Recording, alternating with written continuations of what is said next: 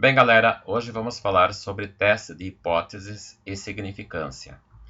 Testes de hipóteses e significância são as ferramentas estatísticas que permitem ao pesquisador tomar uma decisão em favor dos resultados da pesquisa ou rejeitando os resultados da pesquisa que ele encontrou. Então, o teste de hipótese e significância lhe serve para comprovar ou rejeitar o resultado de uma pesquisa. Muitas vezes, o pesquisador ele tem alguma ideia ou conjectura sobre o comportamento de uma variável ou de uma possível associação entre as variáveis. Para confirmar ou rejeitar essa conjectura, ele planeja uma pesquisa que permita, com os dados amostrais, tomar uma decisão. Por exemplo, vocês estão acompanhando pela televisão o caso da epidemia de Ebola que está ocorrendo mais precisamente na África. Então, uma das ideias ou das conjecturas é o motivo pela qual ou a razão pela qual o Ebola atingiu a espécie humana. Uma das ideias é que isso ocorreu porque algumas tribos africanas elas ingerem carne de um determinado tipo de morcego ou um determinado tipo de macaco que é hospedeiro desse vírus. Então, para confirmar ou rejeitar esta ideia, deve ser feita uma pesquisa e, depois de obter os resultados, verificar por meio de teste de hipótese de significância se ela é válida ou não. Vamos assumir então que a população seja o mundo real, ou seja, a população que tem Ebola é o mundo real, e as ideias sejam as hipóteses da pesquisa. A ideia que o pesquisador tem de que o Ebola foi transmitido para o ser humano mediante a ingestão de carne do macaco ou do morcego é uma hipótese ou uma conjectura, e ela poderá ser testada por meio de técnicas estatísticas denominadas testes de hipóteses ou testes de significância. Então, dado um problema de pesquisa, o pesquisador precisa saber escrever a hipótese do trabalho, isto é, a hipótese que ele deseja confirmar ou rejeitar. Assim como quando estudamos probabilidades, dizíamos que para resolver um problema que envolva probabilidade, é necessário saber escrever corretamente os eventos para depois aplicar de forma adequada as fórmulas. Aqui é necessário escrever corretamente as hipóteses. As hipóteses de uma pesquisa para verificar se os resultados são válidos ou não são a hipótese nula e a hipótese alternativa. A hipótese nula é aquela que vai dizer que o resultado da pesquisa não trouxe nada favorável ao que se esperava. Ou seja, a pesquisa foi nula, perdeu-se tempo. Ou, em outros casos, dependendo do problema, ganhou-se tempo. Se você queria mostrar que a transmissão do vírus se deu pela ingestão de carne de macacos ou morcegos e não se confirmou, significa dizer que as pessoas podem continuar ingerindo essas carnes sem problemas. Por outro lado, se a pesquisa confirmou, há necessidade de que as pessoas passem a tomar cuidados quando ingerem carne desses animais. Vejamos um exemplo. Nós temos conhecimento já mediante dados de estudos que as pessoas têm iodo no sangue. Agora podemos levantar uma questão.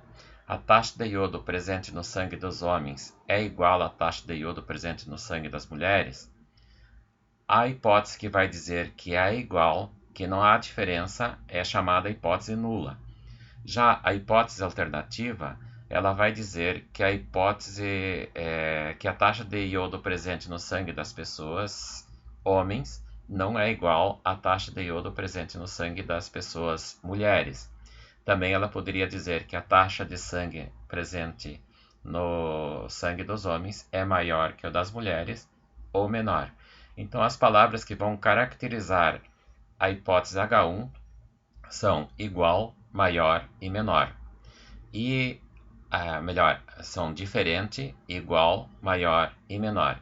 Já a palavra que vai caracterizar a hipótese H0 será sempre a da igualdade. Um outro exemplo, a proporção de fumantes na população masculina é igual à proporção de fumantes na população feminina.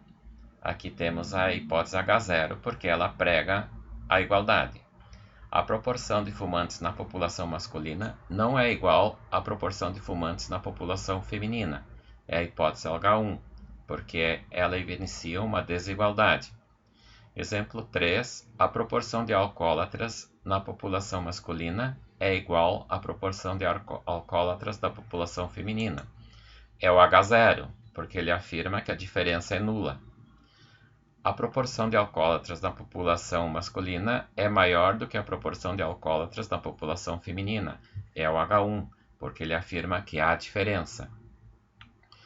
Bom, então, para ver como se usam as ferramentas estatísticas para tomar uma decisão de aceitar a hipótese nula ou rejeitar a hipótese nula, nós vamos usar o lançamento de uma moeda 10 vezes e, com base no número de caras e coroas obtidas, nós vamos decidir se a moeda é honesta ou viciada. Uma moeda é honesta quando ela tem 2 caras e 2 coroas e ela tem o peso uniformemente distribuído. Ela é desonesta quando ela tem 2 caras ou 2 coroas, ou o peso dela está mais forte de um lado do que do outro. Por exemplo, se o peso estiver mais forte no lado da coroa, então muito provavelmente a maior número de vezes ela vai dar cara. Ou o contrário também é verdadeira. Para isso, então nós vamos saber dos estudos feitos que, se você lançar uma moeda 10 vezes e a moeda for honesta, então ela deve dar em torno de 50% de caras e 50% de coroas. Se ela der diferença entre o número de caras e o número de coroas muito acentuada, existe uma probabilidade de que ela não seja honesta. Essa probabilidade de que ela não seja honesta é a hipótese alternativa. Então, nós vamos dizer a moeda não é honesta se a probabilidade de dar cara ou coroa é diferente de 50%. Então, vamos considerar 3 casos. Primeiro, suponhamos que a gente lançou a moeda 10 vezes e ela deu 0 cara ou 10 coroas. E agora? Vamos aceitar o H0 dizendo que a moeda é honesta ou vamos rejeitar o H0 dizendo que ela não é honesta? O segundo caso, suponhamos que a moeda foi lançada 10 vezes e tenha dado 1 cara ou 9 coroas. A pergunta é a mesma: rejeitar H0 ou aceitar H0? A terceira hipótese é no caso que lançamos a moeda 10 vezes e ela tenha dado 2 caras ou 8 coroas. Então, aceitamos H0 dizendo que a moeda é honesta ou rejeitamos o H0 dizendo que ela não é honesta. Então, como se faz ou como se toma essa decisão usando os modelos estatísticos? O primeiro passo é fazer uma distribuição das probabilidades de obter cara ou coroa. Então, nós temos aqui nesse gráfico, suponhamos então que a gente vai obter 0 cara ou 10 coroas. Então, você obter 0 cara ou 10 coroas, a probabilidade é 0,001, ou seja, 1 em 1000. Obter 10 caras e 0 coroa também é 1 em 1000. Já obter 1 cara ou 9 coroas corresponde a 1%, ou seja, 1 em 100. E conforme a gente vai se aproximando do centro, vamos obter que a possibilidade de obter 10 caras, ou melhor, de obter meio, 5 caras e 5 coroas, vai aumentando. Então a maior probabilidade que existe é obter 5 caras ou 5 coroas. Então, para tomar a decisão, já que nós queremos saber se a moeda é honesta ou não, nós vamos considerar as probabilidades que estão no lado esquerdo do gráfico, que é o 0,001, mais a probabilidade que está no lado direito do gráfico, que é o 0,002, 01 também. Isso se chama as probabilidades bicaudais como nós sabemos, vem da língua inglesa, e eles chamam de cauda as partes finais de um evento. Nós poderemos em português dizer que são bilaterais, que são dos dois lados, e somando essas duas probabilidades, ou seja, de ter 0 cara ou 10 coroas, vai dar ao P de 0 mais P de 10, que fica 0,001 mais 0,001, que dá 0,02, ou seja, 0,2%. Esse 0,2% é denominado nível de significância.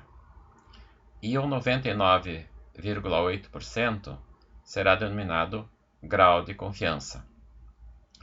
Assim, a parte do gráfico que vai de 1 cara até 9 caras corresponde, neste caso, o intervalo de 99,8% de confiança. E a soma das probabilidades que estão nas duas caudas, que é o 0,001 do lado esquerdo, com o 0,001 com o lado direito, vai ser o nível de significância. Nesse caso, nós podemos dizer que se a gente dizer que a moeda é desonesta, vai estar cometendo um erro de 2 em 1000 de tomar a decisão errada. Vai ter uma probabilidade de 2 em 1000 de tomar uma decisão errada. É um erro muito pequeno. Em ciências sociais e da saúde, nós usaremos o nível de significância como referência 5%. Ou seja, nesse caso, como o 0,2% é muito menor do que 5%, nós vamos afirmar que a moeda é desonesta. Embora existe um pequeno risco dela ser honesta, porque a gente não viu a moeda. Estamos fazendo com base em probabilidades.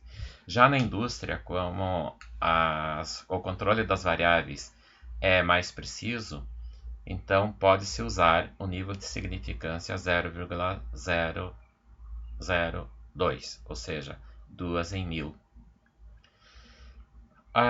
Considerando então o segundo caso, de obter 1 cara ou 9 coroas, o intervalo de confiança vai ser aquele que está de 2 caras até 8 caras, ou de 9 coroas até 2 coroas.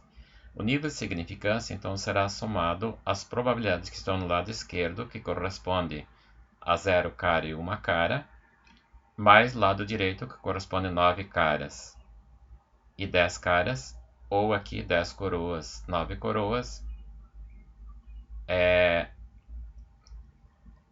1 coroa, 0 coroa.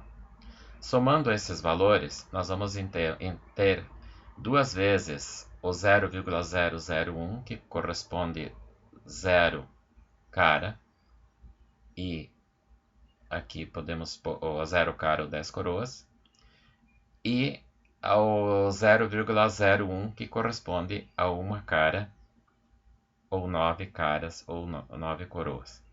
Esse resultado vai ser 2%, 2,2%. Então, nesse caso, o intervalo de confiança passou a ser de 97,8%. E o nível de significância, 2,2%. Nesse caso, significa que eu devo aceitar a hipótese de que a moeda é desonesta. Mas como eu não vi a moeda, eu corro uma probabilidade de 2,2% de tomar a decisão errada. Ou seja, eu afirmo que a moeda é desonesta, eu não vi a moeda, então não tenho certeza. Aí essa afirmação carrega um risco, e esse risco é 2,2%. Então, repetindo, o nível de significância corresponde àquilo que está na cauda do gráfico, tanto somando o lado esquerdo com o lado direito. E o grau de confiança, o nível de confiança, é aquele que está entre as duas caudas, que no caso é 97,8%. Então, nós vamos, no caso aqui, rejeitar o H0 com risco de 2,2% de tomar a decisão errada. Por que nós vamos rejeitar o H0? Como a gente disse já, em ciências da saúde e ciências sociais, o risco admitido para rejeitar o H0 é menor que 5%. Como aqui o risco é 2,2%, é menor que 5%, então rejeitamos o H0 e assumimos que a moeda é desonesta. Vamos ver o terceiro caso. Agora deu 2 caras ou 8 coroas. Então observe que a soma dos resultados nas caudas à esquerda e à direita, agora ela vai ser da seguinte forma: 2 vezes o 0,01, mais 2 vezes o 0,001 e mais 2 vezes o 0,044. Esse resultado vai ser 11%. Então, o nível de significância é 11%. E o grau de confiança vai ser 89%. O que significa? Significa que, como o nível de significância é maior que 5%, já é uma imprudência afirmar que a moeda é desonesta. E nós vamos então aceitar o H0 e dizer que se eu lançar uma moeda 10 vezes e ela deu 2 caras ou 8 coroas, ela com base em probabilidades, eu devo aceitar a hipótese de que ela é honesta. Observe vocês aqui que por um erro de digitação está escrito 0,11%, mas deve ser lido 11%, já que a soma do P é 0,11%, que é o nível de significância alfa, com o nível de confiança 89%, deve dar 100. Então, nesse caso, tomando 5% como referência, e 11% é maior que 5%, nós devemos aceitar o H0. Rejeitá-la seria imprudência. No caso, voltamos para fazer uma analogia no caso do ebola. Se os pesquisadores, após fazer os testes, verificarem que existe uma probabilidade de 89% de confiança do vírus do ebola não ser transmitido pela carne do macaco ou do morcego, as pessoas podem continuar comendo carne de macaco e morcego sem problemas. Porém, há um pequeno risco disso ser verdade. Será que vamos eliminar esse risco? Bem, aí muitas pesquisas que farão com que essa hipótese seja confirmada ou rejeitada. Porém, aqui entra-se num problema de ética. É antiético você separar 100 pessoas e mandá-las comer carne de macaco e verificar se elas vão adquirir o vírus, naturalmente carne de macaco e de morcego contaminados, e verificar se elas vão contrair o vírus, e pegar outras 100 pessoas e deixarem expostas a outras possibilidades e comparar se o número de pessoas que adquiriram o vírus comeram carne de macaco ou de morcego é maior do que o número de pessoas que estiveram expostas a outras circunstâncias e adquiriram o vírus do ebola. A ciência não tem ética, mas o pesquisador tem que ter. Por isso, é necessário que se estude filosofia, é necessário que se estude ética nos cursos que envolvem a saúde das pessoas. Em todos os cursos é necessário. Eu estou reafirmando nos cursos que envolvem saúde porque vocês fazem parte de estudantes da área da saúde. Bom, os testes eles podem ser unicaudais ou bicaudais. Os testes feitos para verificar se a moeda é honesta foi usado o modo bicaudal ou bilateral, pois consideramos os casos de dar cara ou coroa nos lançamentos da moeda dos dois lados.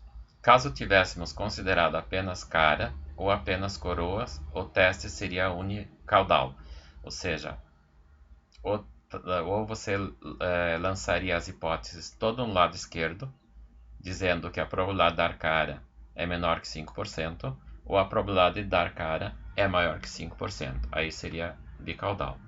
Quem define se o teste é bicaudal ou unicaudal é a escolha das hipóteses H1. Então, por exemplo, teste bicaudal.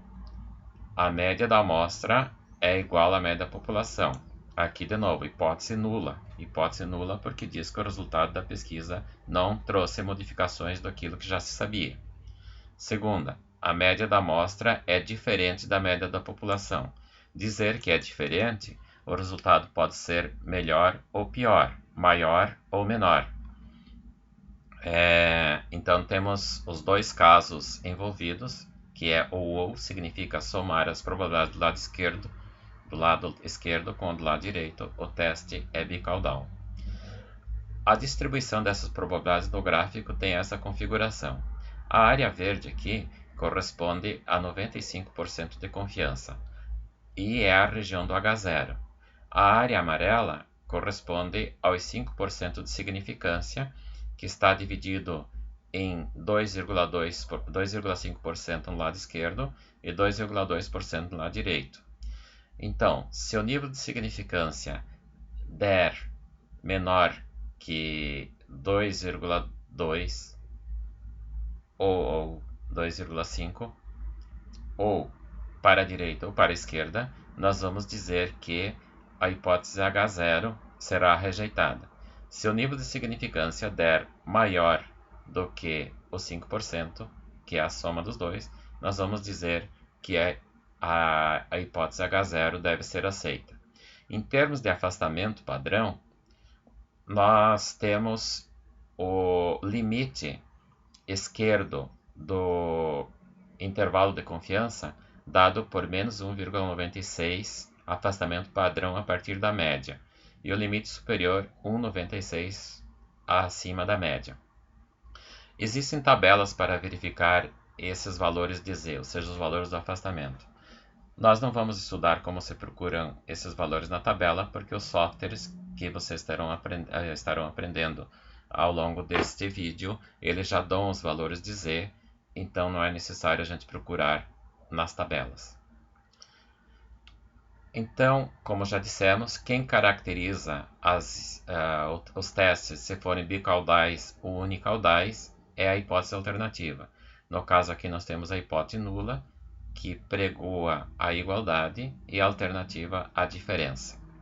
E como já dissemos, a hipótese H0 vai ser aceita se o valor de Z encontrado estiver no intervalo menos 1,96 até 1,96, ou se a probabilidade de significância for maior do que 5%. E já o H0 será rejeitado se o valor de Z encontrado estiver no lado esquerdo do 1,6, ou seja, aqui na região amarela, ou no lado digamos aqui, do 1,96, na região amarela, ou no lado direito de 1,96, que é nessa região amarela aqui. Ou o P for menor que 0,05, que daí ele é menor do que o nível de significância tolerado, que é 5%. Bom, então, os testes unicaudais, ele tem a hipótese na forma como se encontra essa aqui. A moeda é honesta quando P é igual a 0,5, ou seja, 50%. Então, é desonesta se a probabilidade de dar cara é menor que 0,5, ou a probabilidade de dar cara é maior que 0,5. Então, temos aqui o caso de que a probabilidade é maior que 0,5. Então, o H0 ele ocupa toda a região do lado esquerdo do 1,96, que é o afastamento padrão. E o H1 ocupa a região no lado direito de 1,96. Assim, toda a região de significância, que corresponde a 5%, é dado pela área amarela. Assim, o hipótese H0 vai ser aceito se você encontrar um grau de significância maior que 5%, daí faz com que a região de significância avance sobre o H1 ou H0, ou se o Z for maior que 1,96, daí o afastamento padrão estará nesta região amarela. Veremos depois em exemplos como isso funciona. Então, repetindo, se o Z for menor que 1,96, ou se ele estiver na região verde, aceita CH0, e se estiver na região amarela, rejeita CH0 com a probabilidade de aceitação maior de probabilidade de acerto maior que 5%. Caso contrário, então, digamos, se o Z estiver na região amarela, aceita seu H1.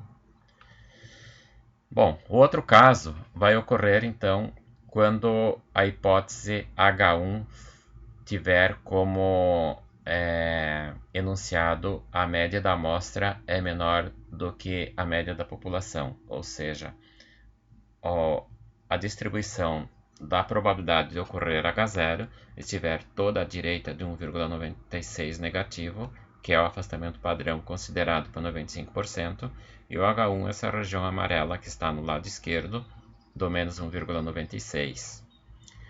Nesse caso, nós vamos aceitar o H0 se o valor de Z estiver nessa região aqui. Digamos, se ele for menos 1, menos 1,5, 0, 1, 2, até esses valores.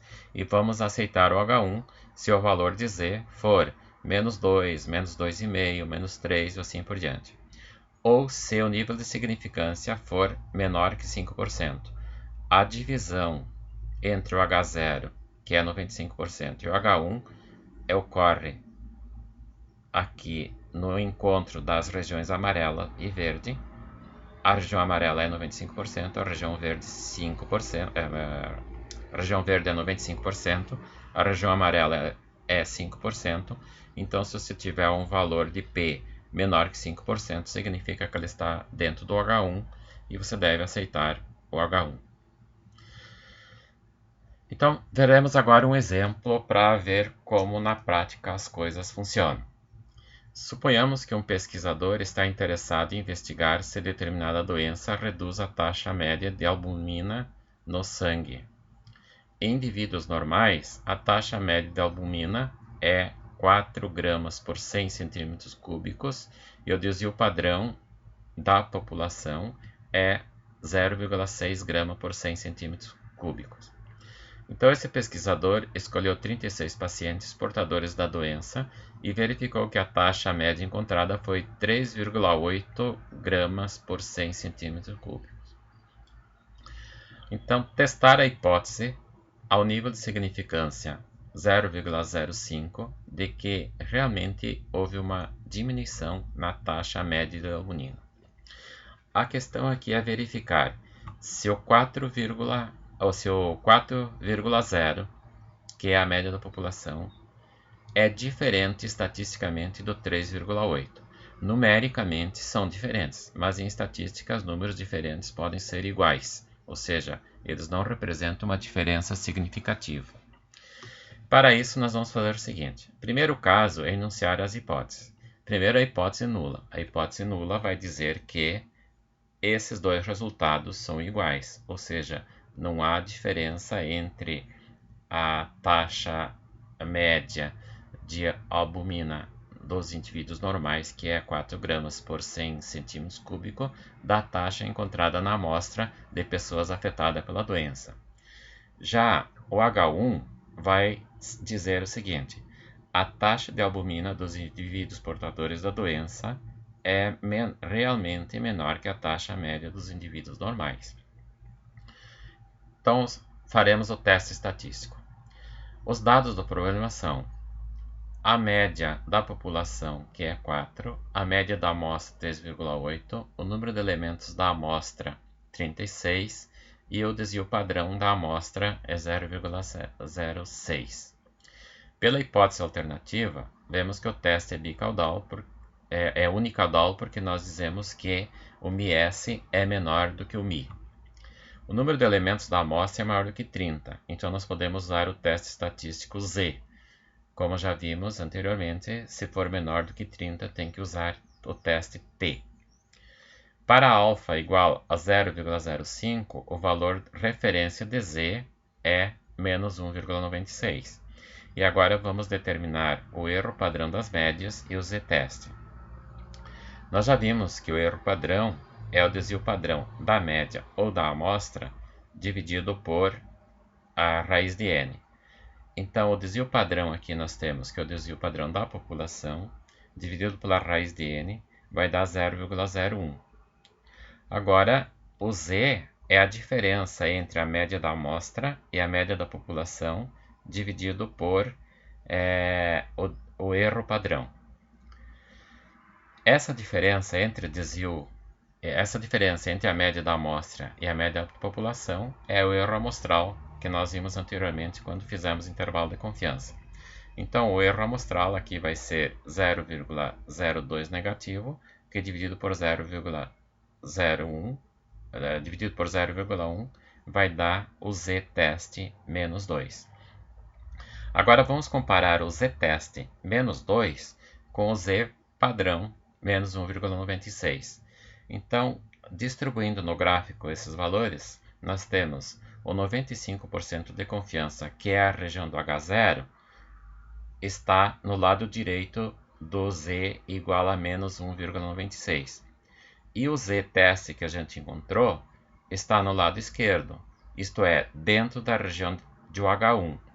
Então, para esse caso, nós vamos rejeitar o H0 e aceitar o H1, dizendo o seguinte: como o z-teste é menos 2 e está na região do H1, rejeitamos o H0 e assim concluímos que a doença reduz a taxa média de albumina no sangue. O risco de erro é menor que 5%. Existe uma possibilidade? Existe. Para comprovar isso, se a possibilidade de que realmente essa doença não reduz a taxa de albumina, deve fazer-se outras amostras, um número bastante considerável de amostras, e verificar se as médias estarão iguais à média da população normal ou diferente. Mas para isso envolve custos. Portanto, muitas vezes, devido ao alto custo das pesquisas, é feito apenas um pequeno número de amostras, uma ou duas e não mais. Agora, vamos resolver esse problema usando o Biostat. Como já vocês conhecem, o Biostat é um software estatística, ele é livre e permite resolver a maioria dos problemas que aparecem na área de saúde ao nível de profissional que não é pesquisador ou aqueles que fazem as pesquisas não muito, digamos assim, muito caras, muito ligadas aos institutos propriamente de pesquisa. O Biostat, vamos abrir aqui e vamos agora lançar os dados do problema. Para lançar os dados do problema no Biostat, nós vamos em Estatísticas, que corresponde a essa janela na parte superior. Abrimos Estatística, daí uma amostra, teste Z, resumo amostral, e abre essa janela. Agora digitamos os dados. Média da população é 4. Tamanho da amostra que foi usada, 36. Desvio padrão da população é 0,6. E média da amostra que foi encontrada é 3,8. Apertem em executar. Aí o Biostat vai dar essa lista de parâmetros estatísticos. Então, aqui na primeira coluna, ou na primeira linha, tem o tamanho da amostra, a variância, que é o quadrado do 0,6, que é o desvio padrão da população. O erro padrão, veja que é 0,1, que é igual àquele que nós encontramos. A média da amostra foi digitada, a média da população foi digitada também. Aqui aparece o Z. O Z é menos 2, que é igual àquele que nós encontramos. Porém, o Biostat não faz o gráfico para verificar se esse Z está na região do H0 ou na região do H1. Então, ele dá o P unilateral, que é 0,0228, ou seja, 2,28%. Então a nossa decisão é o seguinte: como o P unilateral é 2,28%, é menor que o 5% que é tomado como referência, então nós temos que o resultado caiu dentro da região do H1 e assim nós devemos rejeitar o H0 e dizer que realmente a doença provoca uma diminuição na albumina do sangue. Caso tivéssemos usado o teste bilateral, então o valor de P é 0,0455, que corresponde a 4,55%, que também é menor do que o 5%. Então, nesse caso, tanto usando o teste unilateral como o teste bilateral, nós vamos rejeitar o H0. Aqui tem outros fatores, que é o poder do teste para 0,05 e para 0,01, que para nós no momento não interessa, porque não somos estudantes de estatística. E também o intervalo de confiança com base na média da amostra. Notem que o intervalo de confiança com base na média da amostra, ele chega a 3,99, ou seja, ele fica abaixo da média da população. O limite superior do intervalo de confiança com base na amostra, ele não alcança a média da população. Por isso, de novo, é uma razão a mais para aceitar o H1 e rejeitar o H0. Por outro lado, se tivesse usado 99% de confiança, ele atingiria a média da população.